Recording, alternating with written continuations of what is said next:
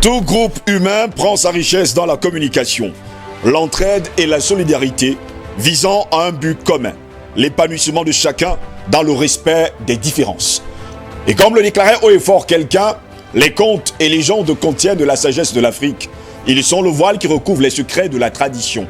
Tous les aspects moraux, physiques, séculiers peuvent y être évoqués.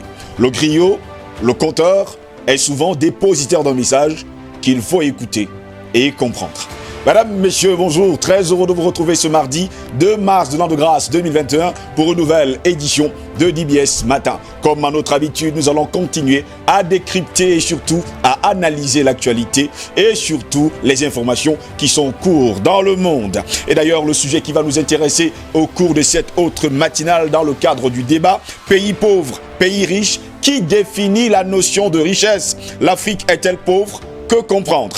Pays pauvre, pays riche, qui définit la notion de richesse? L'Afrique est-elle pauvre? Que comprendre? Mes invités sont là ce matin pour le sujet qui nous intéresse, pays pauvre, pays riche, qui définit la notion de richesse? L'Afrique est-elle pauvre? Que comprendre? C'est notre grande interrogation. À ma gauche, le docteur Jean-René Douma. Il est de nôtre ce matin. Bonjour, bienvenue à vous.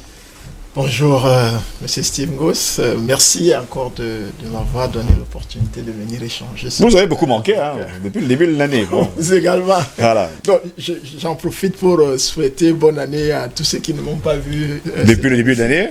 Je dis bonjour à nos brillants copanélistes, comme vous savez bien les trier. Bonjour à toute l'équipe technique. Bonjour au management de DBS. Et surtout aux millions de téléspectateurs qui nous regardent à DBS Matin. Merci beaucoup d'être là ce matin. On sait que vous êtes très occupé justement avec les études, on va le dire comme ça, de tous vos étudiants de par le monde. Il faut quand même dire que vous êtes international. Tout à fait. Et c'est pas facile de vous avoir tous les matins. Mais on espère que dans les jours à venir, on va profiter de votre présence. Chaque fois que je pourrai, n'hésiterez pas d'être là. D'accord. Merci beaucoup. Paul est là, bonjour, bienvenue à vous. Je vous salue Steve, plein de grâce et d'intelligence pour toujours organiser autour de thématiques bien pensées et rassembler autour de vous des lumières et des éclairs de la connaissance qui permettent qu'on avance dans ce monde de bourreaux qui est divisé en oppresseurs et en oppressés, et qu'on essaye de dénoncer à chaque fois pour faire bouger les lignes. Bonjour à tous ceux qui nous regardent par le monde, bonjour à tous les techniciens sans lesquels cette émission ne serait pas possible. Merci bonjour beaucoup. Et bon mardi. Bon mardi à vous également. Albert Anatola ici, bonjour, bienvenue à vous. Bonjour Steve José Langos, je crois que le flash c'est parti. Oh, pas encore, mais bon. Ça ne saurait tarder. Ah, d'accord. Je salue Dr Douma, que j'ai le plaisir de revoir dans le cadre de cette tribune. Je salue le Cameroun, je salue l'Afrique, je salue le monde. Je salue particulièrement, n'est-ce pas, toute l'équipe de production de cette tribune, des techniciens jusqu'au top management. Je salue, n'est-ce pas, tous ceux-là qui nous encouragent, qui nous envoient quelquefois des messages, j'allais dire, constructifs, qui vont dans le sens de la construction de l'Afrique, de l'émergence de l'intelligence, de la conscience africaine. Je salue tous ceux-là qui nous observent. Il y a une actualité qui a affolé la toile hier. Il s'agit de la condamnation de M. Paul-Stéphane Nicolas Sarkozy. De M. Sarkozy à 3 ans de prison, soit 2 avec sursis, 1 ferme. Il va falloir quand même éclairer la lanterne de nos téléspectateurs. C'est vrai, ça fait chaud au cœur. C'est bon pour le moral d'entendre qu'on a condamné M. Sarkozy pour quelques fantaisies qu'il a eu à commettre de ce côté, mais ça, il faut regarder derrière l'écran de fumée. Oui. Parce que pourquoi ces affaires sortent maintenant? La semaine dernière, c'était M. Bolloré, qui est son ami, maintenant on sort, n'est-ce pas, le cas Sarkozy. La de M. Sarkozy, il faut remonter en 2019. Rappelez-vous, n'est-ce pas, le Quai d'Orsay, avec l'assentiment de l'Élysée, avait organisé une enquête d'opinion, justement au sein de l'opinion africaine. Ils se sont rendus compte qu'il y a un ressentiment, il y a un sentiment anti-français, et que sur le continent africain, il y avait 2 têtes qui énervaient vraiment les Africains, notamment M. Bolloré et M. Sarkozy. Donc, dans un contexte, ils ont donc choisi justement la manipulation de l'opinion à l'américaine, c'est-à-dire qu'ils font diversion de par là et par derrière continuent de faire des affaires et de commettre des crimes. Donc moi je pense qu'il faut justement que l'opinion regarde derrière l'écran de fumée pour comprendre les enjeux et non le jeu de cette histoire-là. Moi je pense que ce serait plus intéressant que M. Sarkozy et ses amis aillent à la CPI, ce serait encore plus intéressant pour les Africains. Et on espère justement que ce sera encore plus intéressant de les voir à la Cour pénale internationale. En attendant notre quatrième invité, mesdames, messieurs, ce matin, pays pauvre, pays riche, qui définit la notion de richesse? L'Afrique est-elle pauvre? Que comprendre? Mesdames, messieurs, bienvenue à toutes et à tous. Voici le débat.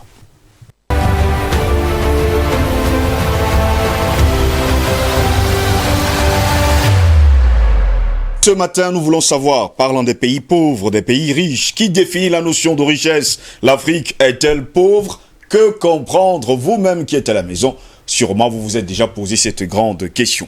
Mais c'est quoi la notion de richesse? On nous dit que la richesse est la valeur de l'ensemble des biens détenus, entre guillemets, patrimoine, par un agent économique, ménage, individu, nation, etc. Un individu, communauté ou pays qui possède une abondance de biens et d'actifs possédés est couramment défini comme riche. C'est ce qu'on nous a enseigné. L'opposé de la richesse est la pauvreté. Le concept de richesse est très central dans le domaine de l'économie. La production de richesse dans un pays et la croissance de cette production sont mesurées respectivement par le produit intérieur net, PIN, et son taux de croissance, ou, si on ne tient pas compte des amortissements et des dépréciations des actifs, par le produit intérieur brut et son taux de croissance. La répartition de la richesse a fait l'objet de réflexions de la part de penseurs depuis l'Antiquité. Selon Platon, la richesse devait être distribuée de façon égalitaire, alors que selon Aristote, elle devait être distribuée proportionnellement à l'effort de chacun. En introduisant la notion de crématistique, Aristote a condamné la pratique visant à l'accumulation de richesses pour elle-même et non en vue d'une fin autre que le plaisir personnel. Au Moyen-Âge, saint Thomas d'Aquin a cherché à réconcilier la pensée d'Aristote avec la doctrine chrétienne et a ainsi développé la philosophie scolastique. Dans ce cadre, il a repris les idées d'Aristote sur l'économie et a tenté de faire évoluer la pensée de l'Église dans le domaine des taux d'intérêt. Du XVIe siècle jusqu'au milieu du XVIIIe siècle, la doctrine économique du mercantilisme a prôné l'enrichissement des États-nations, d'abord au moyen de l'or importé, des colonies, bullionisme développé surtout en Espagne et au Portugal, puis du commerce, mais aussi de l'industrialisation. Dans la deuxième moitié du XVIIIe siècle, Adam Smith, fondateur de l'école dite classique d'économie, a critiqué le mercantilisme et en particulier le bullionisme en déniant à l'or et à l'argent leur valeur de mesure de la richesse et soulignant qu'il s'agit d'une richesse essentiellement princière. Il explique que l'origine de la richesse des nations vient plutôt du travail, concept de division du travail, de l'accumulation du capital et de la taille du marché. Par la suite, la production de la richesse sera associée à la notion de facteurs de production, qui sont essentiellement le capital et le travail. La nature et la mesure de la richesse ont varié avec le temps. Elles sont liées tant à la structure économique de l'époque qu'aux valeurs qui y prédominent. Le XVIe siècle voit le développement de la navigation. L'or et l'argent importés d'Amérique apportent la richesse aux pays européens. Pour les mercantilistes, la richesse d'un pays est celui de l'État. Elle est mesurée par les stocks d'or et d'argent qu'il possède. L'ouverture des voies maritimes promeut le commerce de nouvelles marchandises. Les excédents commerciaux accroissent, il faut le dire comme ça, les stocks d'or et d'argent. La suprématie commerciale est assurée par la puissance militaire. L'ordre surnaturel issu des conceptions économiques de l'Église est remplacé par l'ordre marchand. Les physiocrates considèrent que la richesse d'un pays n'est plus seulement celle de l'État, mais de tous ses habitants. Ils mettent l'accent sur la production agricole, seule productrice de la richesse. La mesure de la richesse d'une nation est donnée par la production agricole non consommée par les agriculteurs. L'ordre naturel succède donc à l'ordre marchand. Les classiques apparaissent eux également avec l'émergence de la société industrielle. Le travail devient la valeur fondamentale. Ce sont les valeurs d'usage qui constituent la richesse. Des lois universelles et intemporelles gouvernent la production et l'échange de richesses. L'ordre naturel régit les comportements humains. Karl Marx, pour sa part, recherche les lois spécifiques de la production capitaliste, comme les classiques, mais en apportant diverses corrections à leur raisonnement. Il pense que la valeur des marchandises et donc le prix du marché qui oscille autour d'elle est fondamentalement déterminé par la quantité de travail nécessaire en moyenne à la production d'un bien. Pour lui, la représentation de la société que se font les hommes est directement liée à leur activité matérielle. L'ordre est donc déterminé par les contextes historiques et les rapports sociaux. La société donc est vue par les néoclassiques comme une somme d'individus. Selon Friedrich Hayek, l'économie est régie par des ordres spontanés. Ces ordres ont été fixés à travers le temps par la sélection des comportements permettant à la société de fonctionner de façon satisfaisante. Les hommes n'ont aucun pouvoir sur eux. La richesse se mesure par la valeur monétaire des biens et services. On parle justement de la valeur d'échange.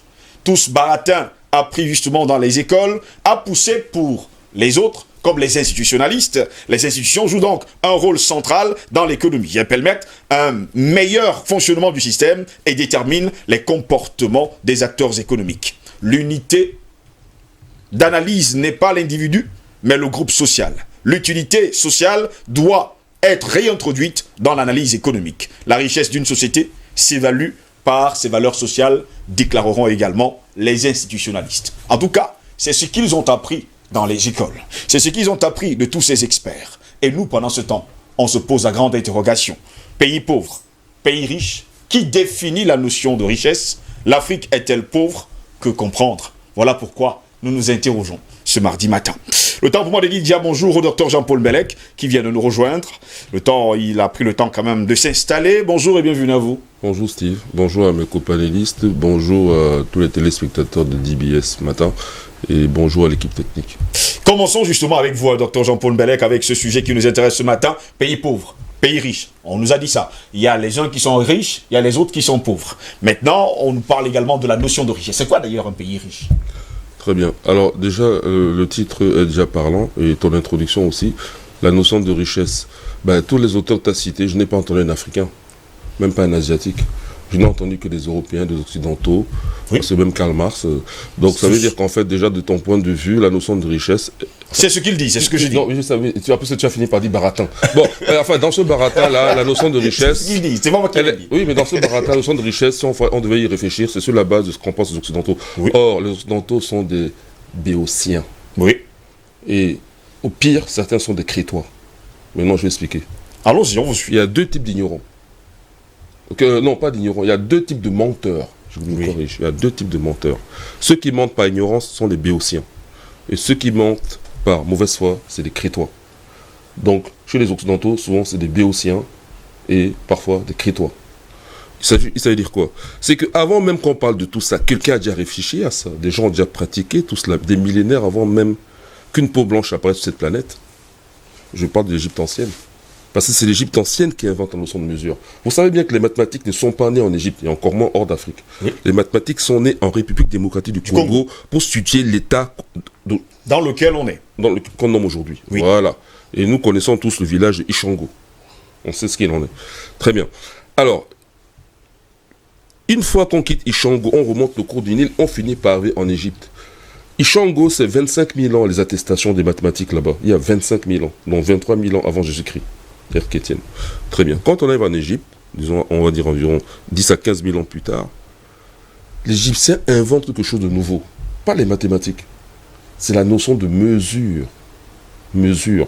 Jusque-là, les mathématiques, c'était juste un jeu. D'ailleurs, c'est la meilleure façon d'apprendre les mathématiques. C'est comme elles ont été inventées. C'est un jeu dans lequel on met au défi le cerveau. Et il y a un que je connais, j'ai lu un post qu'il a envoyé sur une des émissions qu'on a fait.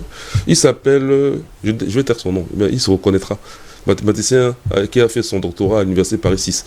Il dit, Mbelek ne parle plus de mathématiques. Si tu étais mathématicien, tu ne dirais jamais que c'est une science humaine. Je répète, les mathématiques, c'est une science humaine. C'est lui qui n'a pas encore fait cette deuxième évaluation post-étude de ce qu'on appelle les mathématiques. Moi, je le fais sur la base de mes propres investigations, à partir de l'histoire des mathématiques. C'est quand même travailler sur ces choses de Shango. Je sais de quoi je parle. Donc l'histoire des mathématiques en Afrique, je connais très bien. Jusqu'au dernier en date, Mohamed Ibn Mohamed Al-Fulani Al-Kishnawi, dont les manuscrits, nous les possédons. Hein? Le vrai inventeur de la théorie des groupes. C'est-à-dire 101 ans avant Évariste Galois, 1832. Mohamed Ibn Mohamed Al-Foulani Al-Kishnawi avait déjà écrit un manuscrit sur la théorie des groupes en 1731. Il est mort lui-même en 1741. Son nom signifie qui il est. Mohamed, fils de Mohamed, le Peul du Katsina. Le Katsina, c'est un état ici au nord du Nigeria, qui existe encore aujourd'hui. Ça existe encore aujourd'hui. Donc je reviens sur mon propos. Les Égyptiens inventent la notion de mesure. Et dès qu'ils ont la notion de mesure, ça veut dire qu'ils découvrent l'utilité des mathématiques. Ils commencent donc à utiliser les mathématiques de façon utile. D'où les pyramides. La pyramide n'est que sur une base carrée, 3 triangles. Les triangles qu'on voit déjà il y a 75 000 ans dans la grotte de Blombos, sur le motif en ochre rouge, découvert à Blombos. Et on se lève 4 triangles sur chaque face pour atteindre la 3e dimension. Ça, c'est l'apport des Égyptiens. Alors, s'ils mesurent, ils mesurent tout, dont la valeur marchande. Et nous en arrivons. Oui. Ils vont même jusqu'à mesurer l'âme. L'âme. En comparant le cœur du défunt, on pose une balance à Mahat. Cette notion cardinale. Tu ne peux pas être trop lourd par rapport à Mahat. Tu es condamné à mort définitivement. Mais tu ne peux pas non plus être plus léger que Mahat. Impossible. Voilà. Alors, ils inventent aussi la mesure du hasard, le dé, que ce soit cubique, tétraédrique, etc. C'est les Égyptiens qui ont inventé le dé. C'est qu'ils ont appliqué la notion de mesure à tous les niveaux. Donc, mesurer la valeur marchande. Si nous voulons chercher, par exemple, donner le nom d'une monnaie, nous avons le châti, a eu cours en Égypte, le débène, et on disait tant de châtis pour tant d'or. Et on faisait des tableaux pour faire la correspondance avec le châti et différentes marchandises. Et ça, c'était révisé régulièrement, géré par le pharaon lui-même. En tout cas, ses ministres. Donc, lorsqu'on parle de richesse, on parle de valeur marchande. Or, j'ai entendu parler de travail. Si quelqu'un casse des cailloux pendant des heures et des heures, ils sont même 1000 à le faire. Est-ce que ça vaut grand-chose? Non. Bah, pas du tout grand-chose. Oui, parce que la tablette du pharaon va dire que non. En fait, bon, à moins que tu aies cassé pour fabriquer la pyramide, ça c'est autre chose. Vous voyez? Donc, il faut voir qui se remet derrière. D'accord? Donc, cette réflexion bidon-là a déjà été faite en Égypte. C'est nous qui avons inventé les mathématiques. C'est nous qui avons découvert l'utilité et c'est nous qui avons inventé la notion de mesure. D'accord? Donc, maintenant, est-ce que l'Afrique est riche? Oui. Sur la base stricte justement de ce que pratiquent couramment les humains, l'Afrique, nous avons les matières premières. Mais nous avons la première richesse du monde, c'est l'homme. C'est quand même l'Afrique qui apporte l'homme. Sans l'Afrique, il n'y a pas d'homme. Puisqu'il n'y a d'homme qu'en Afrique, l'homme est né en Afrique. C'est l'homme africain qui est un colonisateur qui sort du continent africain. Je parle de Homo sapiens sapiens, ça dit tel que nous sommes aujourd'hui. Oui. Sans compter les espèces anciennes qui elles-mêmes viennent d'Afrique. Donc déjà, l'Afrique apporte l'homme. Et ensuite, cet homme est né dans une terre qui déjà possède ce que nous appelons en termes de matière, la richesse, les matières premières. Ok, raw materials en anglais. Nous les avons. Nous avons aussi appris à les transformer. Parce que le travail du fer, ici, le Cameroun, c'est une des plus anciennes dates du travail du fer. À l'ouest du Cameroun, on a des dates depuis 3000 ans. Je renvoie aux travaux du professeur Jean-Marie Somba. Ces travaux sont connus depuis la fin des années 80. Ok? Donc bien avant les Hittites, tout ça, nous transformons le fer. La meilleure aciérie du monde, c'est en Afrique de l'Est, c'est les Haya. Nous sommes en Tanzanie. L'expérience a été refaite au début du XXe siècle, où les colons allemands ont trouvé des anciens Haya en Tanzanie. Ils fabriquaient l'acier à partir des hauts fourneaux. Et c'était l'acier le plus pur, meilleur que celui de Birmingham en Angleterre. Donc, on nous apporte quoi? Rien du tout. Nos sociétés très bien organisées. Pensez à l'organisation des sociétés Aoussa, qui, déjà, tissent le coton, enfin, ils prennent ils travaillent le coton, l'agriculture du coton. Oui. Après, ils vont tisser le coton. Un autre village va le faire. Okay. Ensuite, une fois qu'ils vont mettre la couleur, l'indigo, et ensuite, il y a des commerçants Aoussa qui vont aller les vendre jusqu'au chez les Touaregs. Parce que les Touaregs aimaient les tissus couleur indigo. L'indigo, d'ailleurs, qui est même une invention du Mali. Cette couleur indigo, la formule, c'est le Mali, l'indigo. Donc, qu'est-ce qu'on nous apprend là? Rien du tout. Et ça, c'est-à-dire que plus on s'approchait de la cible, plus on allait vers les marchands qui vont la distribuer. Ça, c'est chez les Haoussa, très organisé. Et je signale que la haute densité de population du Nigeria aujourd'hui témoigne qu'à cette époque-là, ils vivaient très bien ces gens-là. C'est très bien organisé. Puisque militairement, ils étaient capables de se défendre. Les Portugais n'osaient pas attaquer les royaumes Haoussa. C'était des grands guerriers, ils avaient des cavaliers, ils avaient des côtes de mailles, ils avaient tout ce qu'il faut pour se défendre. Ils avaient les fusils, parce qu'on dit souvent qu'on c'est faux, il y avait des fusils, ils avaient même des canons. Donc c'est ainsi que la population déjà a été à peine atteinte. Comparer le Niger au Gabon, à côté. Oui. Alors vous voyez bien que ce n'est pas même dans cette population. Voilà. Donc les royaumes Haoussa étaient assez puissants. Et quand je parle de Katsina, c'est encore un royaume Haoussa. Et ce sont des royaumes pluriethniques, preuve de la richesse. Elle est humaine, c'est disons pluriethnique, c'est-à-dire que toutes les composantes sont là, même si c'est vraiment ça, les Peuls sont là-dedans aussi. C'est pareil pour le Mali. Quand on dit le Mali, il y a les Bambara, il y a même les Touaregs, il y a les Soninké, il y a tout dans l'empire, il y a les Songhai, il y a tout ça dans l'empire du Mali. Ok? Et pareil pour l'Égypte. Quand on dit Égypte ancienne, vous croyez que c'est monolithique? Non. Toutes les composantes diverses, comme c'est le cas aujourd'hui, sont là-bas. C'est seulement la langue officielle et qui varie souvent d'une dynastie à l'autre. Donc il n'y a jamais... Nous sommes riches dans notre diversité. Et je vais se jeter là-dessus. Hein. La plus grande diversité génétique du monde, c'est où? C'est en Afrique. C'est l'Afrique. Donc aucune intelligence humaine digne de ce nom aujourd'hui n'est capable de faire comme un plan, s'ils réfléchissent, l'extermination des Africains. Parce que ce serait éliminer le stock génétique humain. Nous avons en biologie ce qu'on appelle l'effet Golo. Ça dit que l'homme naît en Afrique, mais ce n'est qu'une petite fraction des Africains qui est sortie d'Afrique. Donc le nombre, la variation de gènes hors d'Afrique est très très faible par rapport à la variation de gènes en Afrique. Je termine avec un exemple que j'ai donné plusieurs fois, je le redonne ici. J'ai ici 1 tonne de riz, une seule variété. Là, j'ai 10 variétés différentes de riz, chacun 10 kg seulement. Donc la somme des 10 variétés là ne fait que 100 kg. Donc 10 fois moins que la tonne là. Maintenant, chaque riz, que ce soit la tonne ou les 10 variétés ici, on peut les replanter, ça va bien pousser. Alors on demande qu'est-ce que vous choisissez. Si on vous donne gratuit, cadeau, choisissez. Mais tu prends soit là, tu choisis. Plusieurs variétés de riz. Alors, il y en a qui vont dire, merci, ça prouve, Steve, que tu es un très bon mathématicien et que tu as bien compris l'affaire. Voilà. Il y en a qui vont dire qu'ils vont prendre la tonne parce qu'ils croient qu'ils ont beaucoup à manger. Hein. Voilà. Sauf qu'un beau jour, les autres aussi continuent à planter le riz, hein, soit dit en passant, ceux qui ont choisi les 10 variétés là. Un jour, il y a une maladie qui frappe seulement cette variété de riz. Elle a beau avoir été une tonne au départ, sans compter ce qu'on a déjà consommé, c'est fini. La maladie emporte ce riz. Oui. Et on n'est pas obligé de leur donner le nôtre. Ils n'avaient qu'à faire le bon choix. Alors, ceux qui ont pris la probabilité pour que les 10 variétés soient frappées par la même maladie, une quelconque maladie, est très faible. Est très faible. Vous avez compris. Donc, je vais citer là. Je vais me tourner vers vous, docteur Jean-René Douma. Finalement, dans le monde aujourd'hui, on entend toujours dire l'Afrique est pauvre, pays pauvre, très endetté. Finalement, j'insiste là-dessus. C'est quoi un pays pauvre? Quand on sait pertinemment que l'Afrique est inondée de richesses.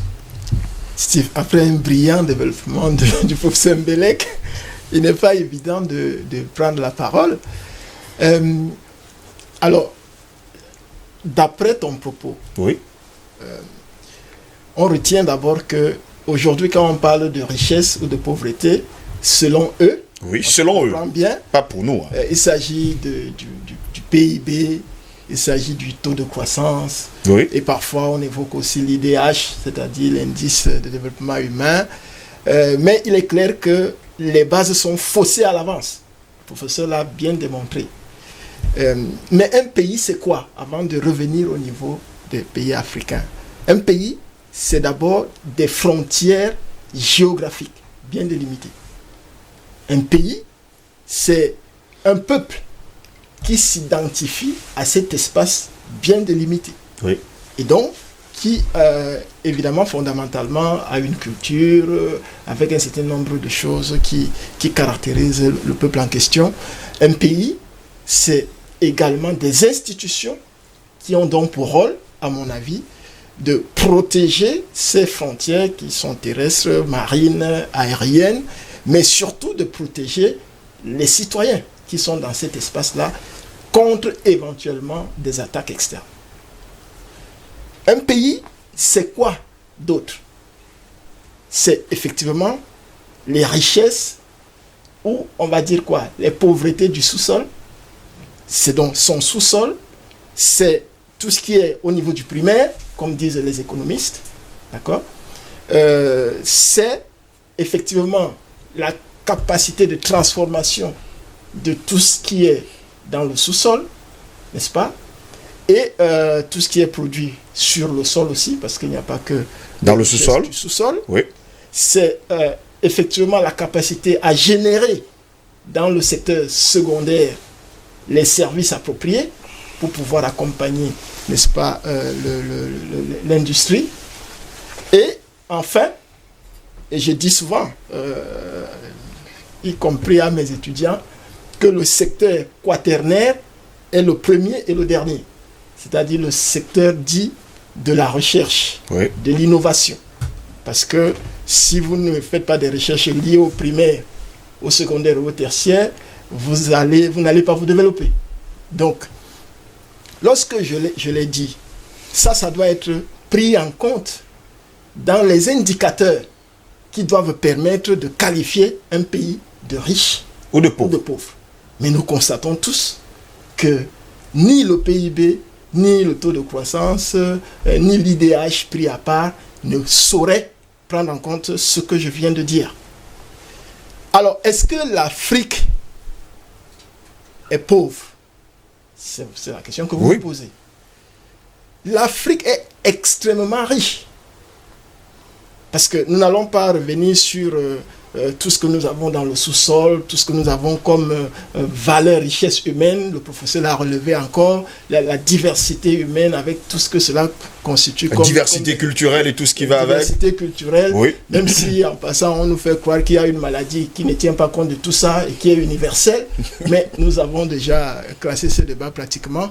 Donc, lorsque nous voyons ça sous cet angle-là, l'Afrique serait même le continent le plus riche.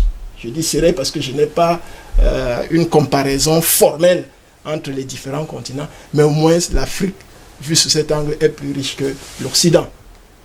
Donc, il est question pour les Africains de prendre conscience de la palissade-là et d'arrimer les comportements par rapport à cela. Oui. Parce que je ne vais pas très vite en besoin. Peut-être on va arriver au niveau de est-ce que les Africains sont riches ou pauvres? Oui. Parce qu'il y a le pays ou le continent et puis il y a les individus qui y vivent.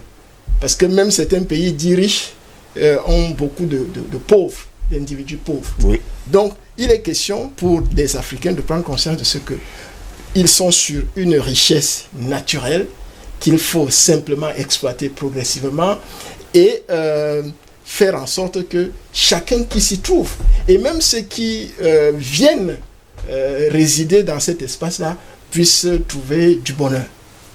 Merci pour cette première prise de parole. Je vais me tourner vers vous, Paul. Et là, jusqu'à preuve de contraire, c'est toujours les Occidentaux qui déclarent haut et fort que les pays africains sont pauvres. Pendant ce temps, c'est sur le continent africain qu'ils viennent se ravitailler. N'est-ce pas là une autre façon de laver le cerveau des Africains pour leur faire croire à une pauvreté imaginaire? Le mensonge, j'ai aimé la partie du propos de... Les Béotiens et les Critois. Voilà, de Dr Bellec. Je pense que j'ai retenu, Dr Jean-Paul Bellec. Voilà. Parce que en réalité, pour moi, c'est ça le cœur, le mensonge. J'ai souvent dit au cours de plusieurs de nos émissions que l'Occident et les oligarques mondialistes avaient 3 arguments principaux qu'ils savaient manipuler pour maintenir dans leur géole idéologique et même parfois physique, surtout financière et économique, les peuples du monde entier, à savoir la peur, la distraction et le mensonge. Le mensonge est un outil extrêmement puissant qu'ils maîtrisent à perfection comme personne, et justement cette classification, comme d'autres, fallacieuse qu'est celle de riches et pauvres, ces notions-là en réalité sont le fruit de manipulations et de mensonges que l'Occident a toujours su perpétrer de tout temps. Qui définit les notions économiques qui permettent de dire si un pays est riche ou pauvre? Qui définit ce que c'est que le PIB? Qui définit ce que c'est que l'IDH? Qui définit ce que c'est que la balance commerciale, la balance de paiement, la balance des services? Qui définit ce que c'est que le niveau de pauvreté? Qui définit ce que c'est que le taux de chômage?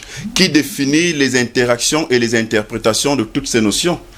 Il y a bien quelqu'un qui a commencé quelque part et qui a commencé à définir ses caractéristiques, ses propriétés, ses agrégats économiques selon ses desiderata, selon ses sensibilités, selon sa réalité et selon ses priorités.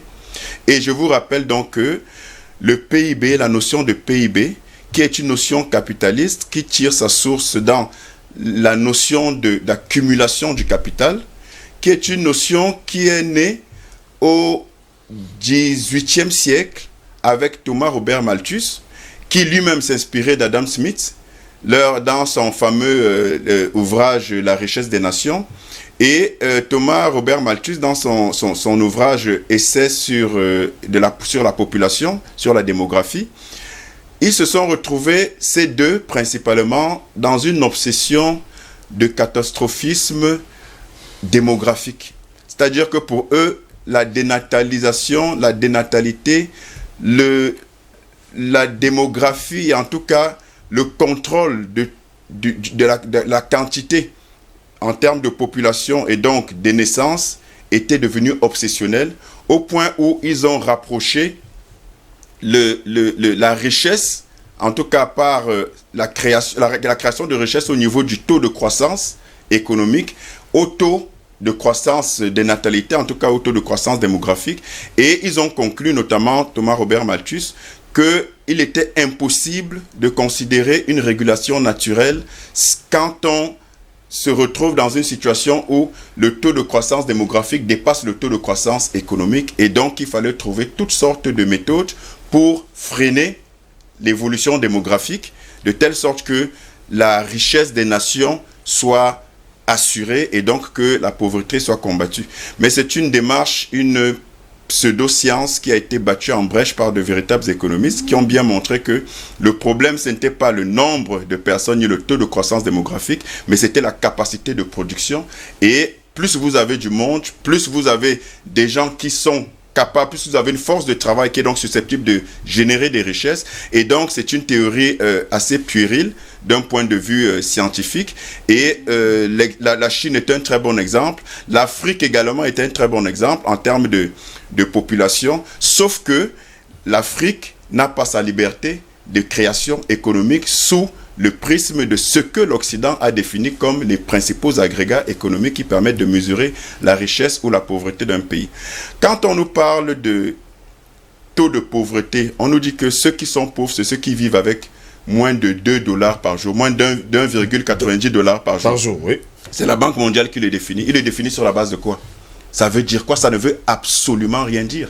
Parce que vous allez vous dire, le gars de mon village en Vamievo là-bas, ou le gars de Babounchengale, ou le gars de Babouantou, le gars de je ne sais pas dans quel village en Afrique, qui vit, qui a ses champs, qui cultive, qui s'alimente correctement, qui a son air qui n'est pas pollué, qui n'a pas besoin de prendre un taxi ou une voiture pour aller au champ ou ainsi de suite, et qui nourrit très bien sa famille et qui l'éduque selon ses valeurs culturelles et traditionnelles. Il fait quoi avec $2?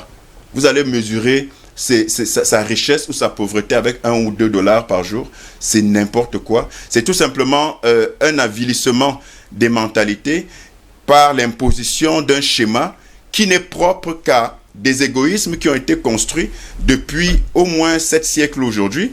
Et j'ai souvent dit ici que quand on parle de richesse de l'Occident, quand vous lisez entre les lignes et que vous faites un peu de recherche, ça va vous faire doucement sourire. La richesse de l'Occident, ça va vous faire sourire. Je vous rappelle que l'Occident d'aujourd'hui, qu'on présente comme étant riche, tire en réalité ce que nous disent les livres d'histoire, sa richesse de l'industrialisation. Mais l'industrialisation elle-même n'aurait jamais été faite sans l'esclavage, qui a été une accumulation du capital, justement, qui a permis de créer un système similaire à celui de l'esclavage, le travail à la chaîne, ainsi de suite, mais cette fois-ci, d'un point de vue mécanique, d'un point de vue machine. Et je vous rappelle également que lorsque l'Occident commence à rencontrer l'Afrique par les Espagnols et les Portugais avant, au XVe siècle, l'Occident, notamment l'Europe, sort d'une guerre fratricide qui décime la population à près de 50%, la fameuse guerre des 100 ans. Et qu'à la fin de cette guerre de 100 ans, en 1453, l'Europe est décimée non seulement par la guerre, mais par une maladie qui sévit, la peste noire. La peste noire, oui. Et l'Europe se retrouve dans une situation extrêmement compliquée, politiquement, socialement, sociétalement et économiquement. L'Europe est pauvre, extrêmement pauvre. Et c'est à la faveur de l'esclavage que l'Europe va se refaire une santé économique en accumulant le capital et en passant à l'industrialisation et en créant donc ce qu'ils considèrent comme des richesses aujourd'hui. Et quand on parle de la richesse de l'Europe aujourd'hui, il faut savoir que c'est depuis la bataille de Waterloo, avec au XVIIIe siècle, avec Nathan Rothschild, que on se retrouve dans une financiarisation de l'économie, c'est-à-dire que l'économie passe en réalité du stade de richesse réelle à un stade de richesse potentielle, mais ensuite, et aujourd'hui on y est de plein pied, à un niveau de richesse spéculative. Parce qu'aujourd'hui, la richesse de l'Occident n'est qu'une richesse spéculative. Regardez tous les pays occidentaux qui sont présentés comme les pays les plus riches. Regardez, prenez seulement les 5 puissances. Elles ont toutes des endettements, pour reprendre leurs caractéristiques et leurs chiffres, elles ont toutes des endettements, ces puissances-là, de plus de 100% de leur PIB. Puisque c'est comme ça qu'on mesure le niveau d'endettement. Vous prenez les États-Unis, vous prenez la France qui a 120%, vous prenez l'Italie qui a 138% d'endettement du PIB, vous prenez l'Espagne, vous prenez la Grèce, n'en parlons plus. Tous ces pays sont surendettés. Pourquoi? Parce qu'ils ont mis sur pied un système de financiarisation de l'économie où c'est la spéculation qui l'emporte et où maintenant, de façon erronée et faussée, donc, on mesure la richesse par rapport à l'accumulation des actifs financiers qui eux-mêmes à tout moment peuvent être remis en question avec les fameuses crises de 2008 et d'autres. Et donc, voilà en fait la fiction de l'Occident qui décide sous un prisme fallacieux qui est riche, qui est pauvre. Je termine en disant que quand vous prenez l'Afrique, la question ne se pose pas, sauf si on veut on veut se torturer le cerveau et l'esprit. L'Afrique est le continent le plus riche. Ce n'est pas une spéculation, ce sont des faits. Parce que la richesse est réelle, la richesse est effective. Vous voulez qu'on parle du sous-sol, vous voulez qu'on parle du sol, vous voulez qu'on parle des hommes en quantité, en qualité. D'ici 30 à 40 ans, un Africain sur deux, un être humain sur deux sera africain. Et c'est précisément ce qui fait l'obsession de l'Occident à faire en sorte que l'Afrique perde en démographie et cherche à tous les prix à diminuer la population africaine. Allez savoir les méthodes. Et enfin, est-ce qu'on pille un pays pauvre? Est-ce qu'on pille, est-ce qu'on spolie, est-ce qu'on vole un continent pauvre? Regardez, ne serait-ce que, et je termine vraiment par là, regardez ne serait-ce que nos richesses culturelles et culturelles. On nous a dépossédés spirituellement, parce que c'est de là que ça commence, pour en fait nous asservir culturellement.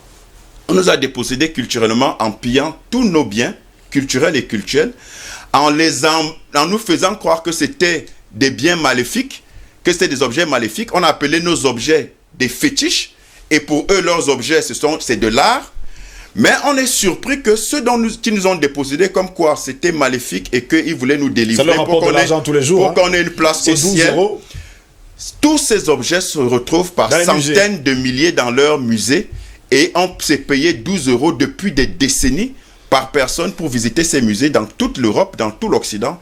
Et ils bâtissent leur fortune dessus, toujours sur le vol, sur le mensonge et sur la spoliation. On ne spolie pas des pays pauvres. C'est l'Occident qui est pauvre et qui continue de compter sur l'Afrique pour essayer de survivre. Albert Anatole, ici, finalement, comme l'explique d'ailleurs Paul, et là on parle de fiction. Finalement, ces pays dits riches sont les pauvres. Parce qu'en fait, ce sont les pauvres qui viennent chercher les richesses et non pas les riches qui vont chercher les pauvres. Oui, disons que là, avec tout ce qui vient d'être dit, j'ai l'impression que je vais peut-être répéter ce qui avait été dit. Je vais essayer de décrire un couloir. Déjà, il faut noter d'entrée de jeu que l'Afrique n'a pas la même perception de la richesse que l'Europe. Ou l'Occident, si vous voulez. C'est pas la même chose. Chez l'Africain, la première richesse, c'est le capital humain. Oui. La première véritable richesse chez l'Africain, c'est le capital humain. C'est pour ça que, et vous vous souvenez, quand vous étiez encore tout petit, vous aviez une maman qui n'est-ce pas, procréait pratiquement une équipe de football, parce que c'était une force de travail. C'était le plus grand capital. Oui.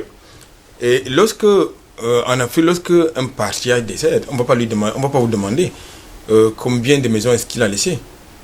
On vous demanderait combien d'enfants a-t-il laissé, de petits-fils, il a laissé, combien de petits d'arrière-petits-fils. C'est la principale richesse. Et vous allez donc justement comprendre que, comme c'est la principale richesse, c'est donc l'obsession des autres, justement, à combattre ce peuplement de l'Afrique, parce que justement c'est une force. La preuve, justement, ils ont sollicité ces richesses dans l'optique de la traite négrière pour aller développer leur économie. Parce que c'est une force. La deuxième richesse de l'Africain, c'est l'espace de vie, c'est-à-dire la terre. L'Afrique en a suffisamment. C'est-à-dire que vous avez aujourd'hui moins de 30% des terres arables qui sont exploitées, qui sont mises en valeur en Afrique, parce qu'il y a de l'espace. Que viennent-ils chercher en Afrique? Ils viennent chercher ces terres parce qu'ils n'en ont plus. Ça, c'est la seconde richesse de l'Africain. Parce que lorsque les théories mondialisées, globalisées, c'est-à-dire les théories économiques et idéologiques, eh bien, il faut faire très attention parce que ça procède de la manipulation. Donc, maintenant, quand j'ai établi que la conception par l'Africain de la richesse n'est pas la même que l'Occident, que celle de l'Occident, vous allez comprendre justement qu'il faut justement engager justement les théories capitalistes, marxistes et tout ce que vous voulez pour nous enfumer. J'apprécie justement le propos de Paul qui indique justement qu'on ne pille pas un continent qui est pauvre. On ne peut que piller ou voler quelqu'un qui est riche. Parce que c'est chez les riches qu'on va voler. Vous ne verrez jamais un braqueur aller chez un pauvre. Vous ne verrez jamais un cambrioleur aller chez un pauvre. C'est chez le riche qui va cambrioler. C'est chez le riche qui va braquer pour justement survivre. Donc c'est de ça qu'il s'agit. Donc de manière fondamentale, c'est l'Afrique, le continent africain qui est riche. Oui. Tout à l'heure, j'apprécie également le concept d'économie spéculative. Effectivement, c'est ça qu'il s'agit. Parce que moi, je n'aime pas ce concept de pays pauvres et très endettés. Mais finalement, qui est très endetté? Qui fixe les théories économiques? Qui les écrit? Je crois qu'il y a un gros problème. Moi, je connais des gens qui vivent tranquillement. C'est-à-dire qu'ils ont tout au plus besoin d'un billet de 5 000 francs pour aller acheter autre chose que ce qu'ils produisent eux-mêmes. Mais sinon, ils ont tout. Au niveau de la terre, vous voulez manger du poisson, il va le chercher dans la rivière, bien dans les temps d'à côté. Il a envie de manger de la viande, il va à la chasse. Il veut manger un fruit, il va dans son jardin potager, il cueille un fruit. Il a besoin de savon. Nous avons des herbes naturelles qui permettent de laver les assiettes, de laver les marmites, fabriquer du savon. Et de fabriquer même du savon. Voilà. Il y a des herbes naturelles qui permettent de fabriquer du savon. Vous avez le palu, il y a des écorces qui vous permettent de vous faire soigner. Donc il n'a pas besoin de vos théories bizarres pour justement être un homme normal, comme qui dirait. Parce qu'il y a tout. Il y a tout ce tout dans la nature. Aujourd'hui, vous avez donc, l'Afrique est envahie. Pourquoi est-ce que l'Afrique est envahie? Pourquoi est-ce qu'on développe l'économie de la paysannerie en Afrique? Parce qu'il y a de l'espace. Parce qu'ils ont faim. Ils ont faim. Que viendrait chercher Bolloré dans les forêts africaines, des États africains, s'il y avait de l'espace chez eux? Que viendraient chercher les Chinois dans nos contrées africaines pour cultiver des riz qui n'est pas vendu sur le continent africain, mais qui est tout de suite exporté? Il y a un problème. Je voulais quand même vous rappeler que le pauvre de Penja, lorsqu'il quitte le Cameroun, ça ne porte plus le label Cameroun. Hein? Oui. Il porte le label français, ce n'est plus le label. La banane qui est cultivée en Djombe, quand il franchit, n'est-ce pas, les frontières maritimes, ça ne porte plus le label Cameroun. Oui, ça porte le label français. Oui. C'est pour vous dire qu'il y a partout, il y a de la tricherie, il y a de la manipulation. Donc je pense que de manière fondamentale, c'est l'Afrique qui est riche. Pourquoi l'Afrique fait courir? Pourquoi est-ce qu'on ne peut... Moi je pense que le véritable problème de l'Afrique aujourd'hui, je crois que si De Gaulle avait tenu sa promesse, malheureusement il ne peut pas la tenir parce qu'il était faux, tout le monde est faux de ce côté-là. Ils sont tous... Ce sont des gens versatiles. Béotiens? Non, ils sont tous comme ça. Parce que s'il avait tenu à sa promesse, justement, de l'indépendance politique et économique, je crois qu'aujourd'hui, la France serait classée au moins 140e des pays pauvres, n'est-ce pas, du monde. Donc je crois qu'aujourd'hui, le problème de l'Afrique, je parle de l'Afrique subsaharienne notamment, c'est la souveraineté monétaire, la souveraineté économique et surtout politique. Merci beaucoup Albert Anatole. Je vais me tourner vers le docteur Jean-Paul Bellec pour revenir justement à cette notion de l'argent. C'est même quoi concrètement l'argent? Parce qu'apparemment dans ce monde dans lequel on se retrouve, ceux qui se disent pays développés, pays riches, c'est parce qu'ils ont l'argent. C'est même quoi la notion de l'argent? Bon, en fait, je parlais tout à l'heure de Chati et du Deben. Oui. C'est-à-dire qu'au départ, le problème du troc se pose. Si vous voulez faire du troc, par exemple, moi, j'ai mon riz, 1 tonne, je vais la vendre, parce que j'en ai suffisamment, donc je vais vendre la moitié, par exemple, 500 kg. Oui. Mais en échange, je vais prendre de l'huile de palme chez un voisin. Si là-bas aussi je demande 500 litres, ça risque de peser lourd les échanges là. Les échanges. Bon, donc on peut quand même faire le transport, mais avec le temps, vous voyez. Mais la transaction, elle, on aimerait la faire tout de suite. Donc, il y aura quelque chose d'intermédiaire. Si vous me permettez, je vais faire un peu de physique. Allez-y. Je parle souvent de mathématiques. J'en ai déjà parlé ici, hein, mais je vais le redire. Le problème existe déjà en physique. Au 19e siècle, il y a une science qui est inventée qu'on appelle la thermodynamique. Elle est inventée pendant la révolution industrielle occidentale. Et ce n'est pas par hasard que la thermodynamique prend de l'essor à ce moment-là. Parce que on veut pouvoir gérer la vapeur. Vous voyez, parce qu'on est en train de passer de la force musculaire à la force apportée par la vapeur. Oui. Avec les machines à vapeur. Donc tout est à vapeur, train à vapeur, ceci à vapeur. Voilà, même pour fabriquer les cités, il y aura de la vapeur. Bon, alors, donc, il faut donc quantifier ça pour exploiter ça au mieux, avec les meilleurs rendements. Voilà. La vapeur, elle été produite à partir de matière première de départ, qui est le charbon, qui à l'époque existait beaucoup en Europe. Il y en avait en France, en Allemagne, en Angleterre même, le charbon. Sauf qu'ils ont épuisé leur mine depuis. Voilà. La Lorraine, c'est un pays du charbon. Le nord de la France, c'est un pays du charbon. Alors, donc, pour ça, on a donc inventé cette science qu'on appelle la thermodynamique. Alors, ça marche comment ? Il constate d'abord qu'il fallait faire l'effort de différencier ce qui est force et ce qui est puissance. Oui. Parce que souvent, même dans nos langages aujourd'hui, on a tendance à confondre les deux, la force et la puissance. La force, c'est juste ce qui permet de modifier l'état de repos ou de mouvement d'un corps, vu par un observateur. Ouais. On voit un observateur voit qu'un corps ne bougeait pas pour lui, tout d'un coup se met à bouger. Il dit, donc il y a une force qui agit. Ou alors, un objet bougeait par rapport à lui dans une direction, à une certaine allure. Tout d'un coup, soit c'est l'allure qui change, soit la direction change. Il dit, il y a une force qui a été appliquée. Ok ? La puissance, maintenant, c'est la force, mais avec un élément supplémentaire. Donc, qui dépendra de celui qui observe. La puissance implique aussi la vitesse. C'est une combinaison de force et de vitesse. Oui. Et la vitesse, elle, dépend de celui qui observe. Pourquoi ? Parce que ça, j'ai ma paire de lunettes. Si je me déplace par rapport à 3A, ma paire de lunettes se déplace aussi par rapport à lui. Mais elle ne se déplace pas par rapport à moi. Donc, dans la notion de vitesse, c'est-à-dire de mouvement, la vitesse n'étant que la grandeur mathématique qu'on associe à la réalité qui, elle, est le mouvement. Oui. Parce que la physique, ça marche comme ça. Il y a une réalité, mais il faut mettre une grandeur mathématique qui va avec. Donc, c'est dans les deux sens. Voilà. Donc, mouvement, ça, c'est une réalité.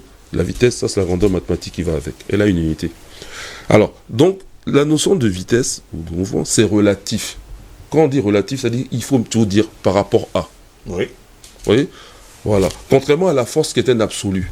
C'est-à-dire que quand une force existe, ça ne dépend pas de qui l'observe, ça ne dépend pas de l'observateur. Il n'y a pas besoin de dire par rapport à. La force est là pour tout le monde. Tout le monde voit bien qu'elle agit sur un objet.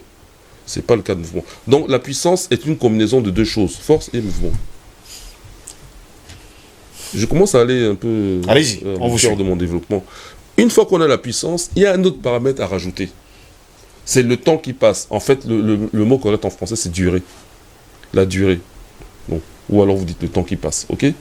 Conjugué à la puissance, le temps qui passe donne maintenant ce concept qui lui est fondamental pour la physique. Et c'est ça que je vais me baser pour faire l'analogie avec la question que tu as bien voulu me poser. C'est l'énergie. Oui. Donc je vais résumer. Au départ, tu as la force. Et le mouvement. La force est un absolu. C'est-à-dire qu'elle existe pour tout le monde, quel que soit l'observateur. Le mouvement, lui, il est relatif. Ça dépend qui voit, qui perçoit ce mouvement. Bon. Tu combines les deux, tu as la puissance. Et si tu ajoutes le facteur temps qui s'écoule, tu as maintenant de l'énergie.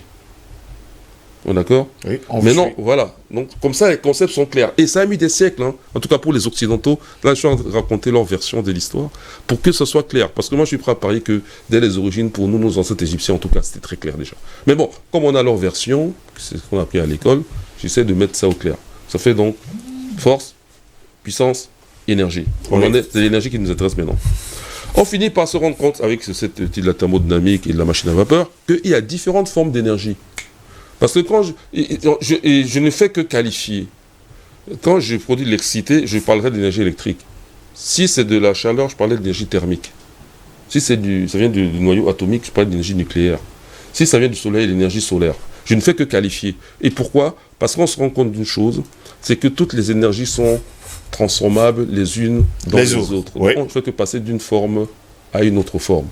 Ok ? Voilà. Mais attention, il y a une direction qui, elle, ne marche jamais à 100%. il est impossible de transformer l'énergie la plus vile, entre guillemets, c'est-à-dire la chaleur, en 100% autre chose que la chaleur. Ça, c'est un interdit absolu. Tu déposes un brevet d'invention aujourd'hui qui contredit cela, on n'examine même pas, tu n'auras jamais le brevet. On appelle ça une machine thermodynamique de seconde espèce, tu n'auras jamais ton brevet. C'est penser que tu peux transformer 100% de la chaleur en autre chose. C'est-à-dire que tu prends ta chaleur là, totalement à 100% en autre chose qu'elle-même, oui. C'est impossible, c'est interdit. C'est un interdit thermodynamique. On est d'accord? Alors regardons maintenant les choses de plus près. Alors, je vous ai dit que quand vous avez la réalité, il faut maintenant la quantifier mathématiquement. Je vais mettre des grandeurs mathématiques. La physique, qu'avec les expériences, ça s'appelle de l'empirisme. La bonne physique tient compte des expériences plus les mathématiques. Donc les mathématiques sont toujours en support de la physique. Sinon, ça s'appelle l'empirisme. C'est la cuisine, si tu veux. Ok? Tu peux faire 10 000 expériences comme tu veux. Parce qu'il ne faut pas croire que l'expérience est souveraine, c'est vrai. Mais il faut, à un moment donné, mettre les mathématiques. Bon, je ne vais pas insister là-dessus. Il y a 10 000 raisons pour cela. Mais en tout cas, ce qu'on appelle physique inclut les mathématiques comme outil d'investigation théorique. Alors, on en est donc là. Donc, regardez ce qui se passe. Si je prends mon riz, n'est-ce pas? Je vais dire 1 kg de riz, 1000 francs CFA. Bon, c'est pas vrai. Hein, je dis ça. On vous comprend, c'est juste pour prendre un exemple. Hein. 1 kg de riz, 1000 francs CFA. Donc tout le monde comprend que si je veux 2 kg de riz, je vais payer 2000 francs. Oui. Si je veux 3 kg de riz, je vais payer 3000 francs. C'est qu'il y a une proportionnalité, en gros, entre le prix et la marchandise. La quantité de marchandises et l'argent que je dois sortir pour cela. L'argent. Ça, c'est le mot utilisé. Parce qu'on aurait pu dire or, l'argent, c'est la matière. Hein. Mais bon, le mot générique qu'on a mis dans la tête, c'est argent. L'argent, pour l'idée, j'ai dit tout à l'heure, en physique, c'est l'énergie. Ce qu'on appelle argent en économie, c'est ce qu'on appelle énergie en physique. De la même façon que les différentes formes d'argent, c'est des devises, c'est échangé les unes dans les autres. De la même façon, l'énergie s'échange l'une dans l'autre. Et de la même façon qu'il y a d'énergie vile, le CFA est une monnaie vile. Personne n'en veut. En tout cas, tu ne peux pas transformer 100% de tes CFA en autre chose que le CFA. Il y aura un blocage. C'est ça la chaleur. Okay? Oui. Alors, donc, vous voyez, je termine donc avec la formule là. Attention, cette formule de proportionnalité n'est pas vraie totalement. Les économistes sont là, mais je vous dis que la physique est derrière. Il y a la thermodynamique a bien réfléchi là-dessus. Non, c'est dans une gamme de marchandises. Si tu sors, par exemple, tu achètes ça c'est du détail. Si tu vends en gros, ça ne sera pas les mêmes prix. On est d'accord? Oui. Donc, la meilleure façon de fixer un prix, c'est de considérer les petites quantités et de donner le petit prix qui va avec. Après, il y aura une autre façon mathématique qui va te permettre de trouver le prix, quelle que soit la quantité. Ça s'appelle l'intégration. Intégrer, c'est passer de la fraction, toute petite, à une unité. Quelque chose de global et mesurable. Bon, ça, c'est les mathématiques, l'intégration. Voilà. Donc, la formule, elle marche toujours. À savoir, prix fois petite quantité de marchandises égale petit prix. P fois DQ égale DX. X étant l'argent que tu dois sortir en petite quantité. Quand tu prends une petite marchandise de quantité DQ, le prix est en P. Ça, c'est une formule générale. Et cette formule, figure-toi, elle marche aussi en physique. C'est-à-dire que j'aurais pu mettre l'énergie d'un côté et mettre une autre grandeur. Le prix, c'est ce qu'on appelle la grandeur intensive en thermodynamique. Et la quantité, là, c'est la grandeur extensive. C'est une formule, elle est générale. Messieurs, on va revenir dans un instant avec vous. Hein. Permettez-moi de lire quelques messages avant d'entrer justement dans le vif du sujet. Je pense que tout le monde est déjà plongé dans ce qu'on appelle riche ou pauvre.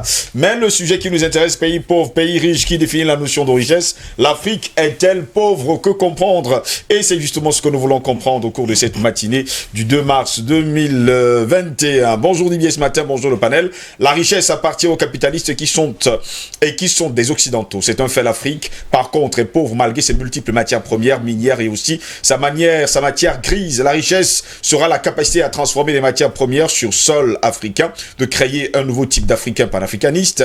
Et pour ce fait, il faut une matière grise qui pense africain. Lorsqu'on vous a dépossédé de votre identité culturelle, de votre véritable histoire, lorsqu'on vous a aliéné mentalement, vous perdez toute notion de souveraineté, d'estime de soi et vous demeurez dans la misère. Vous êtes pauvre, il faut conscientiser les masses africaines pour qu'elles sortent de leur sommeil comateux. C'est Stéphane Sullivan Onana qui nous a écrit depuis Bruxelles ce matin. Bonjour Steve, bonjour DBS, bonjour à tous les panélistes. Paul Elala dit l'Afrique n'est pas pauvre, mais c'est l'esprit des Africains qui est très pauvre. Comment expliquer qu'un continent où l'agriculture est très vivante, les richesses souterraines sont évidentes, le potentiel en termes de ressources humaines n'a pas de rivalité, a fait pour être éligible dans les PPTE. L'ironie est que ça fait l'objet de célébration. Je pleure notre pauvreté spirituelle, nous qui avons tout. Vivons comme n'ayant absolument rien, parce que le blanc nous a convaincus que nous n'avons rien. Nous revivons la scène du jardin d'Éden, où par le mensonge, le patron du G13, des détenteurs des richesses du monde, a appelé, Satan avait réussi à voler le bien d'Adam et Ève, jusqu'à ce qu'ils se rendent compte qu'ils sont nus. Nous sommes confiants que le Dieu des Africains veillera à ce que pareille chose n'arrive plus. Vive DBS, vive le panafricanisme, le docteur Christian depuis Douala, précisément à Lukbaba, qui nous a écrit ce matin. Bonjour Steve et ton panel, bien de choses au docteur Belek, c'est Kader depuis Lomé au Togo. En réalité, l'Occident n'a jamais rien inventé dans ce monde à part le plagiat et le dénigrement. Ça a commencé avec notre spiritualité qu'ils ont taxé de satanique, nos noms de diabolique. Bref, le Dieu de nos ancêtres est en train de combattre pour nous en silence. La preuve, l'Occident est en train de disparaître et tout ce qui nous ont volé et ce qui nous ont forcé à construire pour eux nous reviendra de droit. Oui, de droit. Dans les grandes villes occidentales, ont été construites en tout cas par nos ancêtres. Au TEP à vous et au monde, on résistera toujours parce que nous sommes les premiers sur la terre. Merci également à vous de nous avoir écrit ce matin. Bonjour DBS, bonjour le panel, bonjour spécial au professeur Savant Belek. Je vous conseille pour cette thématique d'approfondir la connaissance des téléspectateurs avec le livre du savant Mbok Basson. Merci si vous l'affichez le livre à l'écran. Merci. Non, ça serait peut-être un peu de la publicité, mais bon, merci pour le livre, La théorie économique africaine. Merci également de nous avoir écrit. C'est Bilim Jonas. Bonjour DBS matin, bonjour à tous vos panélistes. Juste pour vous faire part du décès de mon papa, un grand panafricaniste, Bévolo, depuis la Chine. Merci également à vous qui nous regardez depuis la Chine et toutes nos condoléances. Bonjour Monsieur Steve, j'aimerais Monsieur Paul Ella déplacer l'édition qu'il a initiée dans la région de l'extrême nord. Merci pour votre combat. Adamou depuis Marois. L'édition permettra la sensibilisation puisque la population est déconnectée de la réalité de l'histoire de l'Afrique. Je prends un exemple, la majorité des citoyens ne savent pas l'inconvénient du franc CFA. Eh bien là, on vous touche un peu à vous parler de l'édition justement des journées panafricaines qui pourrait justement concerner également la région de l'extrême nord. Bonjour DBS, matinale, vos émissions enrichissantes et sont édifiantes concernant le thème de l'ordre du jour. Il est clair que ceux qui définissent la notion de richesse entre les pays dits riches et pauvres sont ceux qui contrôlent la finance et le marché du monde. Ce sont tous ces illuminés prétendus capitalistes qui longtemps ont pensé comment dominer le monde et de le contrôler à leur guise. Et l'Afrique constitue pour ces derniers une mine d'or dans laquelle ils doivent s'abreuver encore et encore jusqu'à la dernière goutte. Le continent africain est un mendiant géant endormi, assis sur une mine d'or. C'est Bekada Omenge qui nous écrit depuis Yaoundé, la capitale du Cameroun. Bonjour Monsieur Ngossi, à tous vos panélistes, j'aimerais m'essayer dans une analogie pour expliciter le thème de ce jour. Si je veux me lancer dans l'industriel, le chocolat en Europe, par exemple, pour pouvoir vendre mon chocolat, je ne peux en aucun cas acheter le cacao au juste prix, car il faudrait compter l'espace du champ, le temps de plantation, l'entretien de la cacaoyère, le travail manuel des fèves, l'achat des sacs, l'emballage, le transport jusqu'en ville, le transport autour, réenlever les herbes de la cacaoyère. À combien puis-je estimer tout cela? Le sac de cacao serait trop cher, dont il me faut passer par des intermédiaires qui vont me vendre un prix très au rabais pour que je fasse du bénéfice. Quand je vais revendre mon chocolat en Europe, voilà donc ce qui se passe. Steve, j'espère en tout cas que mon exemple est juste. C'est Moto qui nous écrit depuis la Suisse ce matin. Quelqu'un qui nous a également envoyé un lien ce matin, on va pas le prendre. Bonjour le panel, pays riche ou prédateur? C'est la grande interrogation, en tout cas je vais vous poser la question, hein. C'est Bama Messi qui nous la pose ce matin. Pays riches ou alors ce sont des prédateurs tout simplement? Bama Messi qui nous regarde depuis Yaoundé, hein. Elle m'a envoyé le message pour vous poser la question. Pays riches ou alors ce sont tout simplement des pays prédateurs? Ce sont des pays prédateurs. Voilà. Ce sont des pays prédateurs. Parce que quand ils déclarent qu'ils sont riches et que l'Afrique est pauvre, ça signifie qu'ils sont tous les prédateurs. Ce sont les pays prédateurs. Oui. Parce que ce soit le professeur Belek ou Paul Ella, ils ont bien relevé la dimension du mensonge. Oui. Un mensonge qui est tout à fait volontaire, entretenu. Oui. Parce que non seulement il pille, mais il donne l'impression de rendre service. Okay, donc ce sont des prédateurs. C'est clair, la dame elle a tout à fait raison. Oui. Et puis, même comme ils sont des prédateurs, ils ne sont pas les pays les plus riches. Ils ne sont toujours pas les pays les plus riches. Puisque la vraie richesse, nous la détenons. Nous avons parlé de notre sous-sol, de notre sol. Il est question pour nous, et là je pense que nous avons une part de responsabilité, nous Africains. Oui. Il est question pour nous d'abord d'apprendre à consommer ce que nous produisons. Absolument. Il faut qu'on développe le réflexe quand on rentre dans un supermarché, quand on veut s'alimenter, de se tourner vers ce qui vient de chez nous. D'ailleurs, c'est bien, puisque c'est naturel, puisque c'est bio pour emprunter leur expression, et puis c'est bon pour la santé. Donc, et généralement même c'est moins cher. Très moins cher. Okay? Donc, il faut déjà qu'on développe ce réflexe-là, et ça, c'est très important. La deuxième chose qu'il faut faire, forcément, c'est de pouvoir non seulement exploiter, mais développer la capacité à transformer ce que nous avons. Tout ce que nous avons dans le sous-sol, on ne va pas revenir là-dessus. Tout ce que nous avons dans le sol, sur le sol, etc. Mais tant qu'on ne développe pas la capacité à pouvoir exploiter cela, ok, mais surtout à transformer sur place. Monsieur Steve, je vous prends un exemple. Vous imaginez quel impact une décision, par exemple, de ne plus exporter les billes de bois d'un pays comme le Cameroun aurait sur l'économie camerounaise, en termes même de création d'emplois, etc.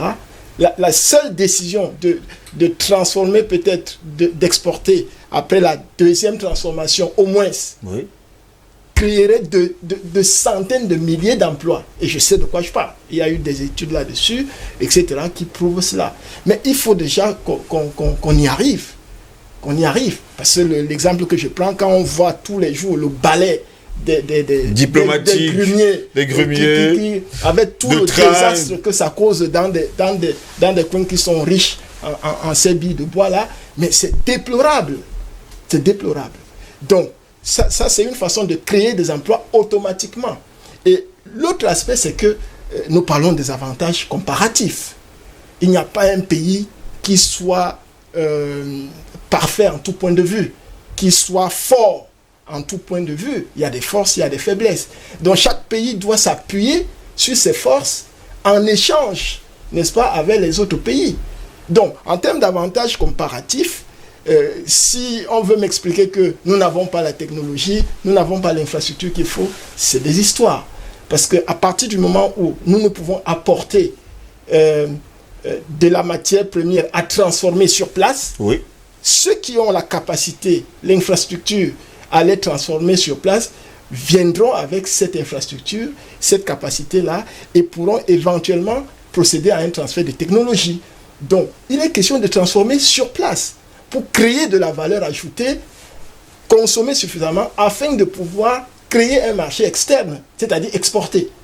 Okay. Donc, nous avons la lourde responsabilité, nous, consommateurs africains, de pouvoir le faire. J'insiste là-dessus parce que, en même temps, nous estimons que les autres sont des prédateurs, ils le font exprès. Il y a même en utilisant d'ailleurs le gros mensonge, ils nous servent le mensonge. C'est un stratagème qui est voulu, qui est entretenu, et certains sont même prêts à mourir, entre guillemets, pour que ça reste comme ça. Okay? Souvenez-vous que beaucoup de grands hommes ont dit que surtout l'Afrique ne doit pas s'industrialiser. Oui. Edmund Kohl, ancien chancelier allemand. Donc, ils savent de quoi il est question. Le mensonge il est réel, il est vrai, il est voulu, il est entretenu, au point où même si nous résistons, il cherche aussi à foncer davantage. Mais je pense que de plus en plus, avec la prise de conscience des masses, nous allons comprendre que le marché va décider. C'est-à-dire, consommons ce que nous produisons et transformons ce que nous avons chez nous afin de pouvoir créer de la valeur ajoutée pour avoir la contrepartie à l'international avec ce que nous n'avons pas. Il n'est pas question de ne jamais consommer ce qui vient d'ailleurs. Oui. Ce n'est pas possible. Mais il est question de consommer ça parce que nous n'avons pas En seconde zone, oui. Tout à fait. Mais c'est possible, docteur. Écoutez, lorsque un Français entre, par exemple, dans le supermarché Casino, lorsqu'il entre, par exemple, à Carrefour, il cherche à vendre tous les produits français. Hein. Donc, je pense que si nous éduquons les Africains à consommer uniquement les produits africains, ça devrait marcher. Malheureusement, et c'est paradoxalement, lorsque un Africain entre dans une grande surface, c'est toujours des produits avariés européens, occidentaux, et surtout toxiques qui viennent d'ailleurs. C'est ces produits-là qui se ruent. Donc je pense que nous avons, je ne suis pas d'accord avec vous, parce que nous avons de la matière. Je prends un cas au niveau de la sécurité. Au Cameroun, vous avez beaucoup d'États africains qui envoient leurs éléments se former à le comité interarmé de Yaoundé. Oui. Pourquoi ils ne vont pas se former ailleurs? C'est parce que nous avons de la matière de ce côté. Nous avons de la matière au niveau des... Pourquoi est-ce que que font nos ingénieurs? Nous avons des ingénieurs qui sortent tous les ans dans des grandes écoles, mais qui deviennent des chômeurs. Un ingénieur n'est pas censé devenir un chômeur. Un ingénieur, c'est une entreprise, c'est une industrie. Oui. Et moi, je pense que c'est... Tout à l'heure, je posais la problématique de la souveraineté économique et politique. Il faut donc mettre en place la seule souveraineté économique pour mettre justement en mouvement un modèle économique. Et là, c'est vrai qu'on va se heurter à la problématique de la souveraineté monétaire. Mais dans tous les cas, il faut quand même oser. Nous avons aujourd'hui des blocages au niveau de la zone de libre-échange continentale. Justement, il y a des blocages parce que vous avez les endocolons qui ne veulent pas que ça fonctionne. Parce que nous sommes, nous sommes infiltrés. Parce qu'à l'intérieur sur le continent africain, vous avez des individus. Dans tous les groupes, quels qu'ils soient sur le continent africain, nous sommes infiltrés. Oui. Donc je pense qu'aujourd'hui, j'ai l'habitude d'insister là-dessus, nous avons de la matière, que ce soit à l'intérieur ou à l'extérieur. Oui. Il suffit seulement de créer de bonnes conditions pour que ces jeunes-là, que nous avons envoyés ces formes aux frais du contribuable, qui retournent justement travailler sur le continent. Et il faut fermer les frontières. J'insiste là-dessus parce que pour que la Chine devienne une puissance comme nous connaissons, il a fallu qu'elle se ferme d'abord pour inculquer une idéologie culturelle, parce qu'aujourd'hui vous avez une culture chinoise qui voudrait que quand un Chinois est quelque part, quand une communauté chinoise est quelque part, ça consomme uniquement chinois. Ça consomme uniquement chinois. Pendant ce temps, Paul est là. Apparemment, vous voulez réagir rapidement. Oui, mais juste. Allez-y. Il m'a subtilement suturé la parole. Bon, d'accord. Je voulais juste préciser que, au-delà du fait de consommer ce que nous produisons et que nous transformons, il ne faut pas oublier la qualité. Il ne faut pas oublier la concurrence. C'est très important sur un marché. Donc, et puis, on a des cas où on a malheureusement certains produits locaux qui sont dangereux pour la santé. Pourquoi est-ce qu'on ne procéderait pas au protectionnisme économique? Messieurs, ce n'est pas le ping-pong, laissez terminer. Hein. Je suis d'accord, mais il ne faut pas enlever au client sa liberté de choisir un produit en fonction de sa qualité. Oui. Parce que vous ouvrirez là une boîte de Pandore pour les producteurs. Ils doivent être soumis à des règles, à des standards de qualité pour préserver notre santé. C'est pour ça que j'ai relevé ça. Merci, messieurs. Pendant ce temps, Paul est là. Il y a également un téléspectateur qui nous faisait savoir que l'Afrique, c'est un géant assis sur une mine d'or, mais qu'il l'ignore. Quand est-ce que ce géant va justement se réveiller? Alors, l'histoire de l'Afrique et de l'Occident, c'est une histoire que je peux présenter sous forme d'allégorie.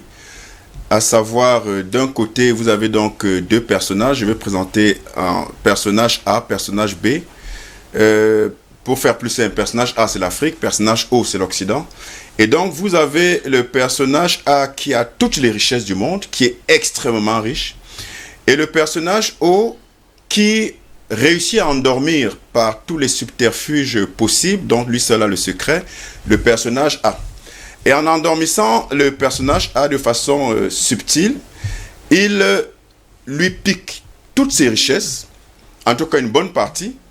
Et quand le personnage A, dans une moitié de sommeil, dans une moitié d'éveil, entre sommeil et éveil, se rend compte plus ou moins de ce qui s'est passé, le personnage O lui explique que en réalité c'est pour son bien, parce que lui, le personnage O, il a les capacités pour mieux organiser sa richesse. Oui. Et de façon peut-être pas naïve, mais crédule et sincère, le personnage A accepte. Et au bout d'un certain temps, ce schéma-là perdure. Et à chaque fois que le personnage a besoin de quelque chose, il s'adresse au personnage O en lui disant « j'ai besoin de ci, j'ai besoin de ça ». Et donc, en fin de compte, en tout cas dans le déroulé de cette situation-là, le personnage A se retrouve souvent en train de commander, même ce qu'il doit manger, et le personnage O lui remet de temps en temps un bol de riz, et le personnage A finit par trouver très sympathique le personnage O, parce que ce personnage O lui donne de temps en temps un bol de riz, mais lui continue donc par remerciement pour ce bol de riz, à lui donner toute l'exploitation de toutes ces rizières et de tous ces champs d'or, d'uranium et de toutes ces richesses pour que ce schéma perdure. Et donc, le personnage A reste donc installé dans une logique de dépendance où il a, par lobotomisation de son cerveau, fini par croire que le personnage O lui fait du bien, alors qu'en réalité, il est en train d'être dépossédé. Voilà en fait le schéma entre l'Afrique et l'Occident. Et quand on parle de l'Occident riche aujourd'hui, je l'ai dit tout à l'heure, c'est tout simplement parce que ils ont, de façon malicieuse, retourné une situation en termes d'actifs, parce que quand on parle de richesse, en fait, c'est l'accumulation des actifs, mais ils ont mis l'accent, et ils nous ont fait accepter ça, sur l'actif financier, donc l'argent, l'actif financier le plus liquide, donc c'est l'argent, la monnaie. Et ils ont donc cet argent et cette monnaie en grande quantité, mais qui en réalité n'est que le reflet d'une richesse supposée, réelle ou potentielle, qu'ils n'ont pas et que nous on a. Et ça veut dire quoi en clair? Ça veut dire que si vous avez, Anatole ici, si vous avez triple A, 1 milliard de francs aujourd'hui, mais vous n'avez rien acheté avec les 1 milliard, vous allez manger les 1 milliard de francs, vous allez manger l'argent. Ça, c'est la situation de l'Occident. Mais si vous n'avez pas un seul dollar, comme on nous dit qu'on est pauvre parce que 50% de la population vit avec moins d'1,9 $ par jour. Si vous n'avez pas un seul dollar, mais vous avez des rivières pleines de poissons, vous avez des forêts équatoriales et tropicales, pleines d'animaux, pleines de gibier, si vous avez le bon air qui n'est pas pollué, si vous avez toutes les richesses possibles, vous avez des arbres fruitiers, vous avez des plantes, vous avez tout ce qu'il faut pour manger, qui est le vrai riche? Entre vous qui avez les 1 milliard de dollars, sans de quoi pouvoir acheter, sans pouvoir acheter quoi que ce soit, et moi qui ai toutes ces richesses, qui est le vrai riche? Voilà la vraie situation entre l'Occident et l'Afrique. Oui. Je vais terminer en lisant quelque chose qui est très intéressant, c'est 3-4 lignes. Alors, ça, c'est une réalité, tout le monde peut le retrouver sur Internet, c'est un fait historique. Alors, il s'agit d'un compte-rendu du Lord Macaulay, un Anglais, à la période de la colonisation, ou un peu avant la colonisation, qui avait été envoyé en explorateur, en espion, voilà, pour savoir comment est-ce que ça va se faire, comment les habitudes africaines, est-ce qu'on peut facilement nous coloniser. Enfin, il devait faire un rapport pour dire le plan d'action par rapport à notre colonisation et qui devrait contenir donc des réalités concernant notre peuple. Il dit, le Lord Macaulay, ça date de 1835, oui, envoyé en éclaireur avant la colonisation de l'Afrique. Il dit, j'ai parcouru ce continent en espion et éclaireur. Je n'ai vu aucun mendiant. Je n'ai vu aucun voleur. Ils ont des valeurs au-dessus des nôtres. Ils sont immensement riches de ressources. Je reprends. Ils sont immensement riches de ressources. Ils sont physiquement plus bâtis. Ils nous sont supérieurs. Ma recommandation est que nous ne pouvons pas les dominer, sauf si nous rentrons dans leur système d'éducation et religieux et leur faisons croire que c'est plutôt nous qui sommes les plus forts et leurs cultures et valeurs sont à délaisser. Ma recommandation est que nous ne pouvons pas les dominer, sauf si nous rentrons dans leur système d'éducation et religieux et leur faisons croire que c'est plutôt nous qui sommes les plus forts et leurs cultures et valeurs sont à délaisser. Après ça, je n'ai plus rien à ajouter. Après sa fin de citation, et ils ont mis justement leur plan en exergue. Messieurs, on comprend parfaitement. Permettez-moi de lire des messages, de revenir avec vous et surtout de conclure. Un exemple, tuons la France, créons notre monnaie, c'est tout. C'est Maman Messi qui nous a écrit ce matin.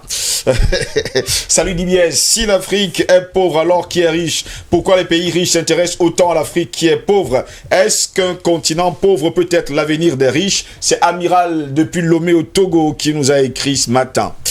Bonjour Steve et ton panel tout brillant et prêt à nous servir et nous nourrir l'esprit comme d'habitude. À mon avis, c'est tout simplement un lavage de cerveau qui a débuté depuis la nuit des temps en Afrique. C'est un nouveau ridicule de devenir l'Afrique étant pauvre et venir encore piller. Comme c'est le cas, ils se contredisent. En fait, de toutes les façons, la conscience africaine se réveille déjà et c'est bon signe. Tout ce qui nous manque, c'est juste des leaders sincères et conscients. Merci, bonne journée à vous. C'est Ngala qui nous écrit depuis Newbel, ici même à Douala.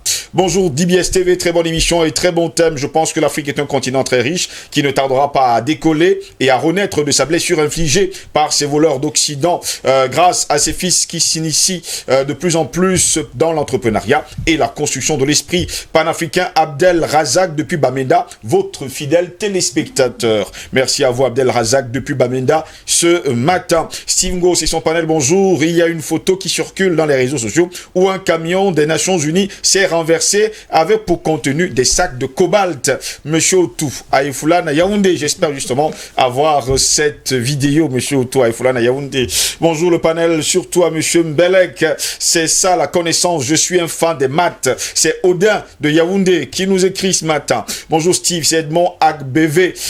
Depuis Lébé au Togo, les Occidentaux sont plus pauvres que nous les Africains en Afrique. Même les fous ont leur propre chambre qu'ils rentrent tous les soirs pour dormir. Chez eux, c'est le contraire. Ils dorment dans les rues, dans les voitures, dans les stations de métro. C'est des menteurs. Merci également à vous qui nous écrivez depuis le Togo ce matin. Bonjour Steve et à tous vos panélistes, docteur Mbelek, Paul Ella, 3A et au docteur en économie. Son nom c'est Jean-René Douma. La richesse est déterminée par ceux qui croient contrôler le monde. C'est une véritable illusion. L'Afrique n'a jamais été pauvre, mais c'est le cynisme de certains de nos dirigeants qui, à bras ouverts, avec un manque de culture politique, acceptent que les Occidentaux pillent continuellement nos ressources au détriment des peuples africains. C'est une façon d'asseoir leur fausse hégémonie. C'est malheureux pour ce continent si riche et infiniment riche, mais nous croyons en une Afrique digne de son nom. Ces quelques brebis galeuses qui veulent nous empêcher de vos lieux seront mises à l'écart, mais au prix de notre sang. Nous sommes de vrais panafricanistes ou pas. Après des siècles et des siècles sous nos yeux, nous voyons toujours le même pillage, assassiner nos vrais chefs d'État. Nos richesses peuvent nous en servir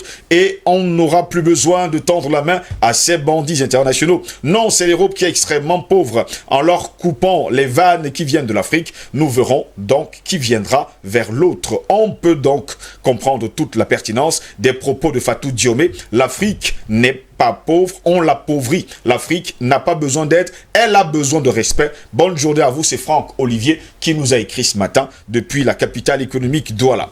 Bonjour le plateau, pour ma part, l'Afrique est le continent le plus riche. Regardez toutes ces sociétés, c'est des Occidentaux qui arrivent pauvres et deviennent riches en un temps record. C'est Edo qui nous écrit depuis Chicago aux États-Unis ce matin. Finalement, Albert Anatola, ici en quelques secondes, pour vous, il faut fermer entièrement et totalement les frontières. Vous l'avez toujours préconisé depuis des mois aujourd'hui. Je pense que si on doit s'en sortir, il faut le faire. Il faut le faire, et pas seulement fermer les frontières pour fermer.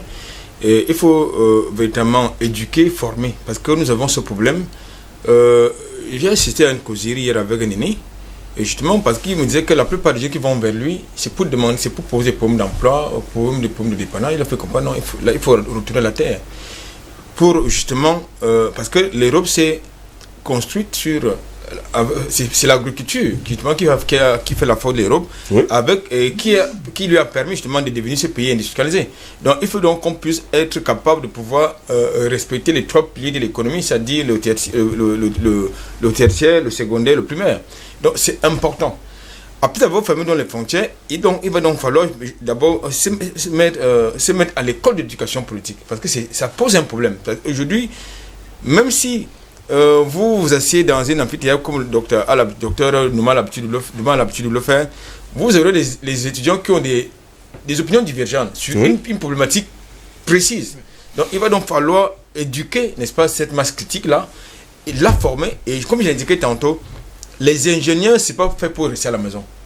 Il faut, et de plus en plus, dans une Afrique qui a des ambitions, n'est-ce pas, d'émergence, évacuer un peu la bureaucratie pour mettre l'accent sur la technocratie. Merci beaucoup Albert Anatola ici. Docteur Jean-Paul Mbelek, merci d'avoir été là ce matin. Oui, j'aimerais dire quelque chose. Tout à l'heure, c'est vrai, j'ai fait un développement et tu avais raison de récupérer le micro parce que peut-être que ça commençait à endormir certains. Mais en fait, on allait dans les sens. C'est-à-dire qu'il faudra juste continuer une autre fois parce que la profondeur était là. D'abord, j'aimerais dire, c'est vrai qu'il y a beaucoup de choses fausses qu'on apprend. Oui. Donc, il est de bon ton, tous ceux qui font leurs études, que ce soit même ici, sur place, en Afrique ou à l'extérieur, il faut qu'ils réfléchissent à nouveau sur ce qu'ils ont appris. Oui. Par exemple, on nous fait croire que avant les agriculteurs, il y a eu les sociétés de chasseurs-cueilleurs. Et donc, c'est une évolution. Mais c'est faux, il y en a un qu'on oublie. C'est celui qui a inventé les mathématiques, c'est le pêcheur. L'humanité aurait disparu s'il n'y avait jamais eu les pêcheurs. Parce qu'à un moment donné, il y a eu des catastrophes écologiques qui font que ce sont les pêcheurs d'Afrique du Sud qui ont redonné dynamisme à l'humanité en Afrique. Et après, elle sort d'Afrique. Si on était resté qu'au niveau de l'intérieur de terre, c'est-à-dire qu'on n'aurait pas tenu compte de ces pêcheurs d'Afrique du Sud, l'humanité aurait disparu. On ne serait pas là pour en parler aujourd'hui. C'est les pêcheurs qui ont inventé les mathématiques. Quand on parle Ishango, c'est les pêcheurs. Même en Afrique du Sud, là, c'est les pêcheurs. Il y a 75 000 ans. Okay. Et ce sont ces pêcheurs avec les ressources halieutiques qui ont permis le développement futur de l'agriculture. La pêche, la maîtrise de la pêche, le hameçon, le harpon. Il faudrait parler du harpon. C'est des dizaines de milliers d'années avant qu'on parle d'agriculture. Donc on parle facilement d'agriculture parce que c'est le schéma européen, mais ce sont des enfants, il n'y a pas d'homme blanc avant 8000 ans. 6 000 ans avant j'écris, l'homme blanc n'existe pas. Donc il faut arrêter de donner des exemples de ces gens-là. Il y a des choses beaucoup plus anciennes. Donc il faut recommencer à zéro, réapprendre justement tout ce qu'on a déjà appris. Là, pour la monnaie, oui. on pourrait revenir pour la monnaie, parce qu'en fait, je voulais... Terminons rapidement. Voilà, Paul est là, et professeur Douma, on parlait de la spéculation. La confusion entre richesse, ok, et argent ou monnaie, pour la même chose. Voilà. Il vient la déconnexion, et au début, on fait la connexion. Ceux qui ont ces concepts de mesure de la valeur marchande font cette connexion. La déconnexion vient dès qu'on commence à faire la spéculation. À ce moment-là, l'argent ne reflète plus la richesse. Absolument. Et réciproquement, c'est déconnecté. Alors, donc, qu'est-ce qui se passe? Il faudrait donc, une fois qu'on aura notre monnaie, là je chute, allez-y. La parole. Une fois qu'on aura notre monnaie, il y a un élément extrêmement important. Je le dis en tant que physicien. Si j'avais continué, vous aurez compris où je voulais en venir. C'est le contrôle des prix. Nous ne devons plus vendre nos matières premières ou nos marchés, quoi que ce soit, si nous ne contrôlons pas les prix. Parce qu'il est démontré en thermodynamique que la grandeur intensive, ce qui correspond dans le commerce au prix, contrôle l'échange des marchandises. C'est-à-dire l'échange des quantités, les flux, absolument. Merci beaucoup, donc nous monsieur. devons absolument, une fois qu'on a notre monnaie, contrôler les prix et refuser de vendre nos marchandises à des prix qu'on nous impose, que nous ne contrôlons pas. Merci beaucoup, Dr Jean-Paul Mbelek. Merci à vous également, Dr Jean-René Douma, d'avoir été là ce matin. Oui, j'espère que je vais avoir une seconde. Vous voulez avoir une seconde. Allons-y rapidement alors. Je commence par restaurer une précision parce que le téléspectateur. Je suis docteur en sciences d'ingénierie managériale. Oui. Expert en finance. Oui. Et puis coach certifié en programmation neurolinguistique. Voilà. Donc, je ne suis pas un économiste. Voilà. Il faut que chacun reste dans son domaine. Dans son domaine. Voilà. Donc, deux choses, monsieur Steve Ngoz. Évidemment, tout ce qui se fait pour programmer les Africains depuis très longtemps, des décennies, des siècles. C'est vrai que la programmation neurolinguistique naît comme science autour des années 78 par deux Américains. Mais ça existait déjà avant. Quand on voit comment est-ce que les gens ont procédé depuis l'esclavage. Oui. Donc, nous avons été programmés. Et la bonne nouvelle, c'est que avec les médias comme DBS et certains autres, nous sommes à une phase de déprogrammation. Oui. Et j'espère que bientôt on va arriver à la phase de la reprogrammation pour que les Africains prennent en même le corps tout ce qui leur vient de droit. Totalement de droit. Merci d'avoir été là ce matin, Dr Jean-René Douma. C'est moi. Paul et là, merci également d'avoir été là ce matin. Merci. Moi, je profite de ma petite seconde pour rappeler que les universités panafricaines, ça continue. La deuxième édition, la première était un grand succès. La deuxième édition, c'est samedi, au même endroit, à Bonamoussa Djidouala, face Hôtel Saint James. Et nous vous attendons nombreux. Il y a beaucoup d'inscrits déjà. J'encourage encore les dames. Il y a un peu plus d'hommes, mais c'est déjà bien. Les dames, on vous attend. Et c'est uniquement sur réservation, de 11h à 17h avec Pause Café. L'entrée est libre. Et envoyez vos noms et votre métier ou occupation à ce numéro 699 84 98 98 699 84 98 98. Privilégiez les messages par WhatsApp ou par SMS. Et à samedi.